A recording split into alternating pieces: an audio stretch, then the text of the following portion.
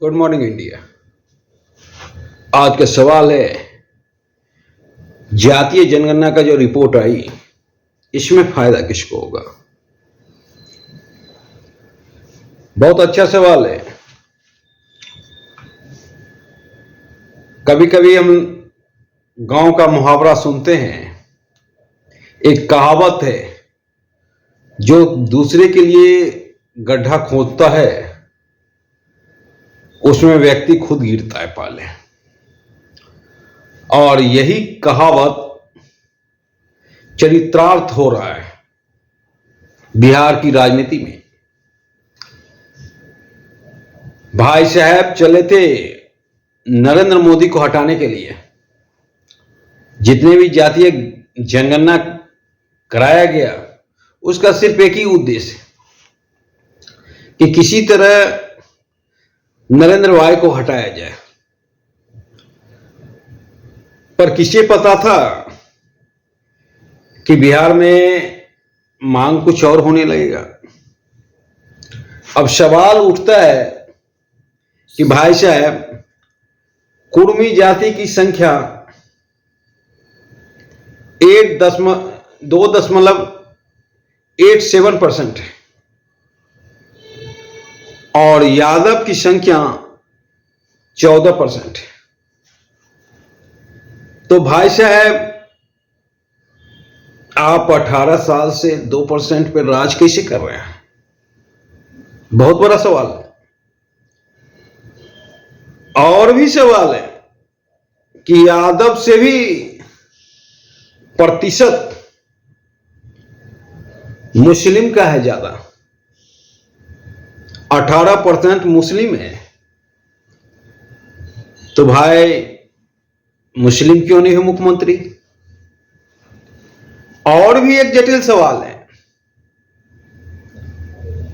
पिछड़े वर्ग जहां 27% है, अति पिछड़ा 37% है।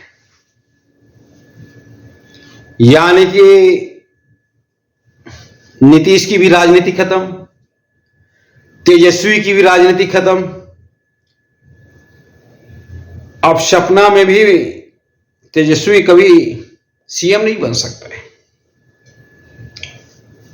और अगर पूरे देश में ये जातिगत जनगणना कराया गया तो राहुल गांधी कभी पीएम नहीं बन सकते, क्योंकि वो या तो मुस्लिम है या तो ब्राह्मण है। पहले तो यही डिसाइड करने में बहुत बड़ा लफड़ा है कि या उन्हें ब्राह्मण माना जाए या मुस्लिम माना जाए। हालांकि भारतीय रीति रिवाज के अनुसार वो मुस्लिम है, पर इंदिरा गांधी का वर्चस्व इतना था कि इंदिरा गांधी के नाम के सामने उसके पति का नाम कभी रिस्पेक्ट से नहीं लिया गया। तो बहुत सारे लोग बोलेंगे कि वो हिंदू है, लेकिन राहुल बाबा तो मुस्लिम है, क्योंकि वो फिरोज गांधी राजीव गांधी के पिता थे और इसके चलते वो मुस्लिम हो गए। तो अब रहा सवाल कि या तो ओबीसी का प्रधानमंत्री बनेगा या तो ईबीसी का। अगर पूरे देश में जातीय जनगणना हुआ तो ओबीसी का प्रधानमंत्री बनेगा, तो राहुल बाबा का भी राजनीति समाप्त। और लालू जी का कल ट्वीट देख रहे थे, बहुत हंसी आया। जिसकी जितनी जाति उतनी भागीदारी, जिसकी जितनी जनसंख्या उतनी भागीदारी। कल लालू जी ट्वीट किए। तो भाई साहब, ये ट्वीट खुद आप समझिए ना कि आप किस हिसाब से सत्ता पर काबिज हैं। और 15 मंत्री में से 10 को यादव है, मुस्लिम कहां है? 18% यह मुस्लिम है। और आपके मंत्रिमंडल में मुस्लिम कहां है? कितने प्रतिशत है? और अति पिछड़ा कहां है? हिसाब दीजिए। और आपका तो कोटा पूरा हो गया, क्योंकि आप रहे, राबड़ी जी रहे, और आपका जो बच्चा है अभी डिप्टी सीएम है, और एक बच्चा मंत्री है, बच्ची जो है वो सांसद है। तो आपका तो कोटा पूरा हो गया। अब आपकी बारी बोरिया बिस्तर समेटने की है, समेटिए।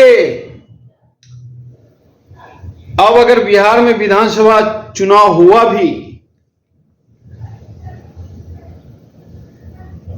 25 में भी हुआ, तो भी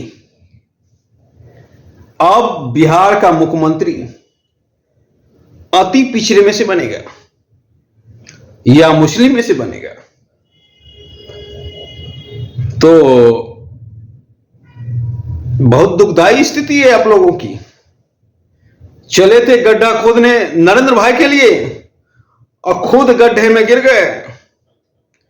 कांग्रेस का दबाव है।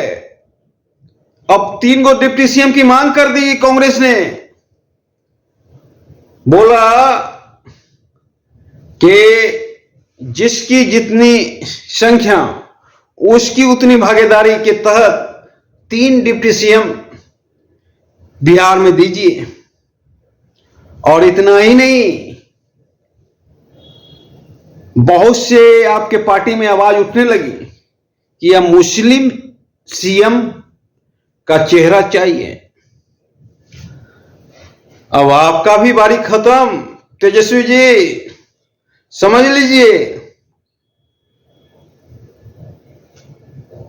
कि इस जातिगत जनगणना से आपको कितना नुकसान हुआ है। सीना फुलाने का समय नहीं है।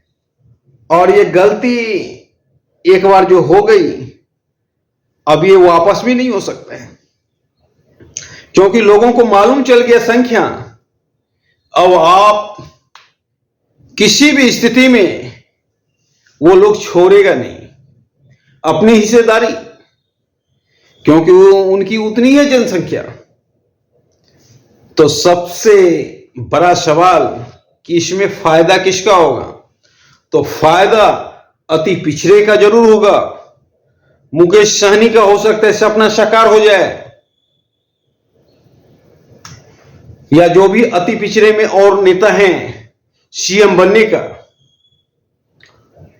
और मुसलमान भाइयों का भी सपना साकार हो सकता है। आपको अगले चुनाव में हो सकता है देखने को मिले कि एक मुस्लिम सीएम,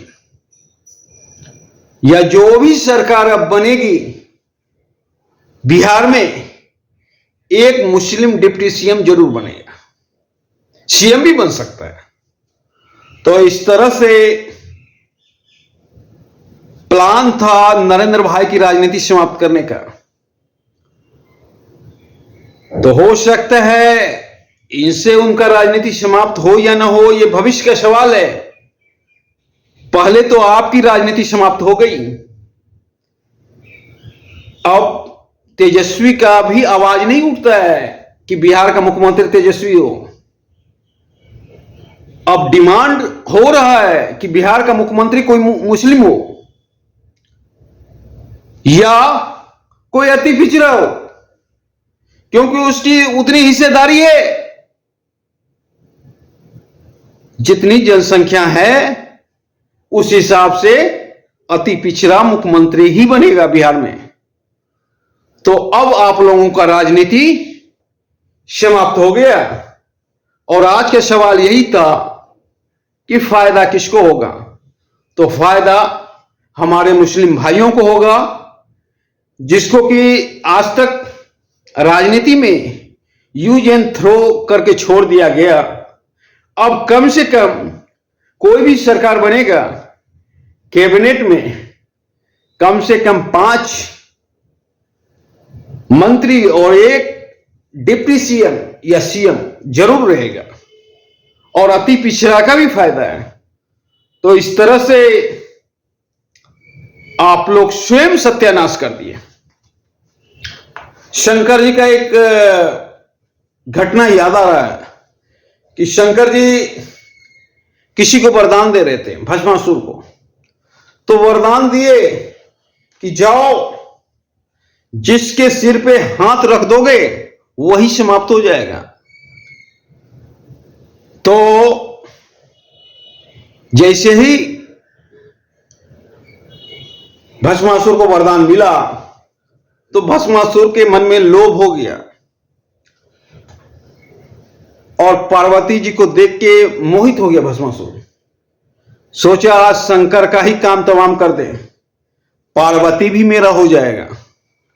तो यही नीतीश जी के साथ हुआ है। आप ही जातिगत जनगणना कराए और आप ही को समाप्त करने पे वो लोग पड़े हैं और समाप्त करके रहेंगे। धन्यवाद।